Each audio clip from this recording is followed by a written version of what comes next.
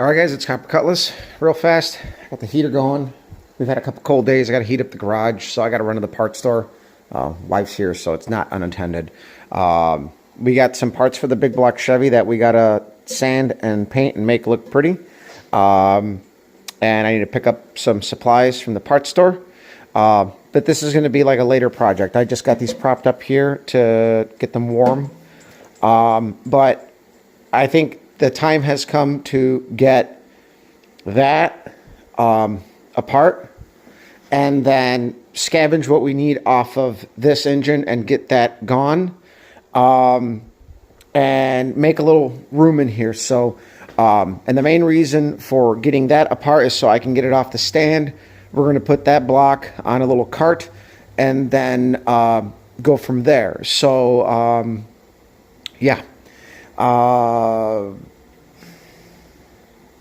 We got a new tow rig. I'll make a little edit in there with that. You know, this week kind of was haywire because of buying the tow rig and everything. I was supposed to pick up steel. That didn't fucking happen, but I actually have some, and my buddy may have some. If not, I'm going to order it, pay to have it shipped. I just have to figure out what's going on because I spent some of the money that I was going to spend on this on my tax title fees and plates because I live in the great state of taxes of Illinois, and you know, they really stick it to you when you buy a new car. So I'm gonna let you guys go. I'm gonna run to the parts store. We'll see you guys around. Well, there it is, the new tow rig. Bought it off my buddy. He got a diesel dog. I got this Coyote powered F-150. That'll be plenty for us. Warm in here. Got back. I picked up some goodies to get all this stuff sanded down nice, cleaned up, and painted with our Pontiac blue. Got my trusty old Snap-on tools. We're going to take that apart, kind of where it sits, until we get to a certain point, and then I will have to reassess my life and figure out what I'm going to do. But, and then I also have to get that thing apart so I can get that off the stand, get that on the stand, and it's going to be a lot of back and forth, but this stuff needs to get absolutely done, and today's going to be the day to do it. This can get done later on in the evening. So I'm going to get off of here for a minute, and then I'll get back with you guys shortly. Alright guys, as you can see, we've made progress. There isn't a bunch of shit here.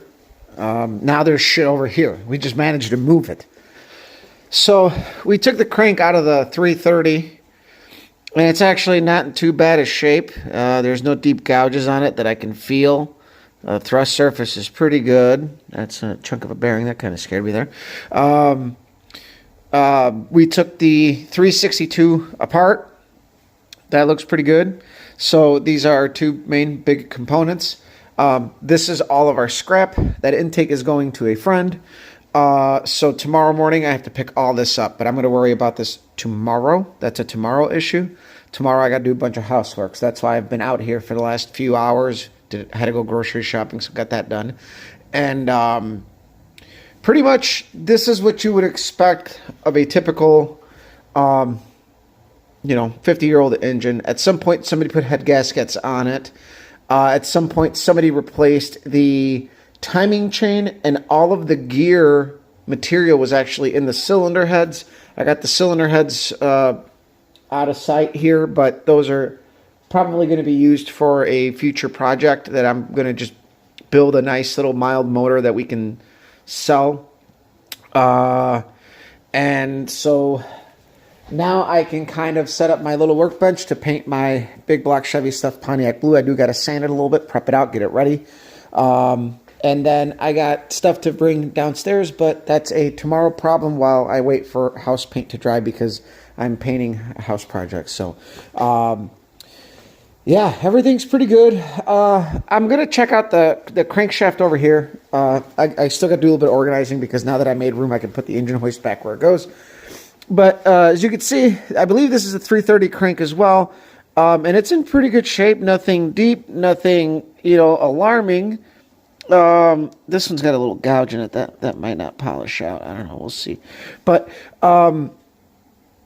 this one has been kind of Swiss cheesed. Pretty damn good. Which I don't know. I would actually be really curious as to what the weight of these rods are versus these connecting rods, which have been lightened up, ground down, and whatnot. But my guess is that the scat rods are a lot lighter. And we will probably have to end up using the better crank, which would be the one I just pulled out.